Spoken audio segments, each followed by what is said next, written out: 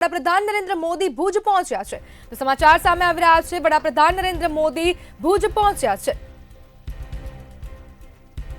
જ્યારે વડાપ્રધાન નરેન્દ્ર મોદી ભુજ પહોંચ્યા છે અને ઓપરેશન સિંદૂર બાદ પ્રથમ વખત 2 દિવસીય ગુજરાતની મુલાકાતે પહોંચ્યા છે। ત્યારે વડાપ્રધાન નરેન્દ્ર મોદી ભુજ પહોંચ્યા છે। જ્યારે બપોર બાદ તેમને દાહોદમાં સભાને સંબોધીને ભુજ માટે રવાના થયા હતા। તે બાદ હવે નરેન્દ્ર મોદી ભુજ પહોંચ્યા છે। વડાપ્રધાન નરેન્દ્ર મોદીની સભામાં લોકો ઉમટ્યા છે। વડાપ્રધાન નરેન્દ્ર મોદી ભુજ પહોંચ્યા છે। સમાચાર સામે આવી રહ્યા છે જેમાં ઓપરેશન સિંદૂર બાદ વડાપ્રધાન નરેન્દ્ર મોદી પ્રથમ વખત ગુજરાતની 2 દિવસીય મુલાકાતે છે। જ્યારે પીએમ મોદી ભુજમાં વિકાસ કાર્યોની ભેટ આપશે। જ્યારે પીએમ મોદી 2 દિવસ ગુજરાતના પ્રવાસે આવ્યા છે જેમાં વડાપ્રધાન નરેન્દ્ર મોદી હવે ભુજ પહોંચ્યા છે।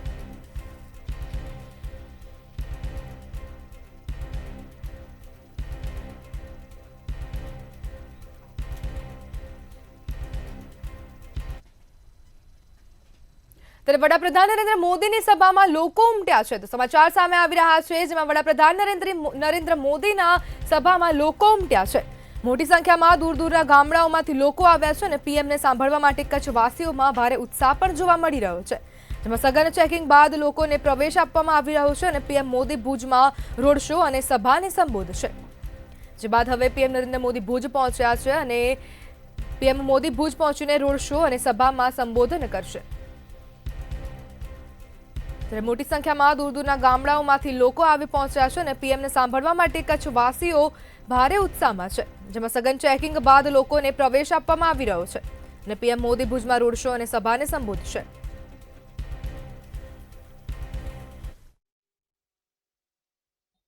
ઓપરેશન સિંદૂરની ભવ્ય સફળતા બાદ આજે જ્યારે આપણા કચ્છની પ્રવાસે આપણા યશસ્વી શ્રી નરેન્દ્ર મોદી જ્યારે પધારી રહ્યા છે ત્યારે તમે દર્શકોમાં તમને બતાવવા માંગીશ કે અહીંયાની કચ્છની જે જનતા છે તેમને આપણા જે દેશના યશસ્વી જે વડાપ્રધાન નરેન્દ્ર મોદી છે તેમના પ્રત્યે કેટલી લાગણી છે તમે અત્યારે દ્રશ્યમાં જોઈ શકો છો।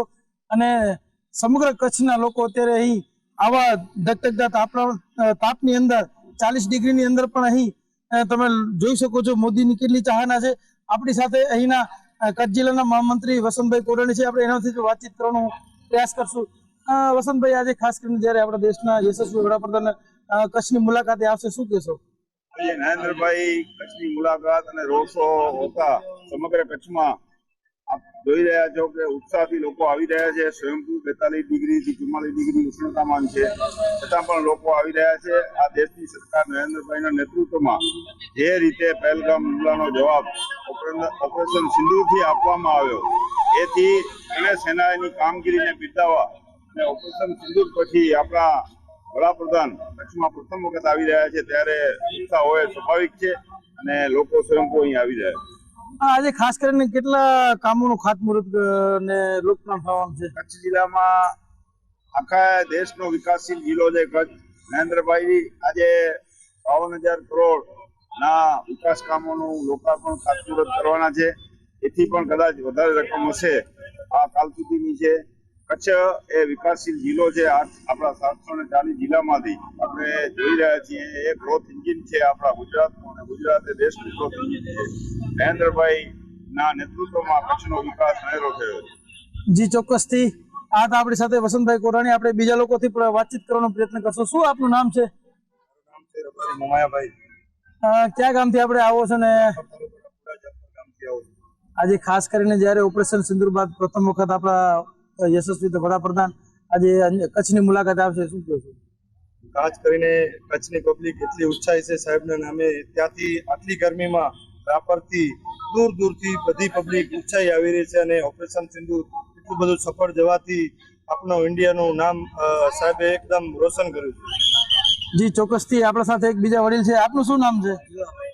જીવાભાઈ, આજે જ્યારે આપણા દેશ આજે કેટલા વાગે તમે અહીંયા પહોંચ્યા છો ને શું કહેશો આજે જ્યારે ઓપરેશન સિંદૂરની સફળતા બાદ?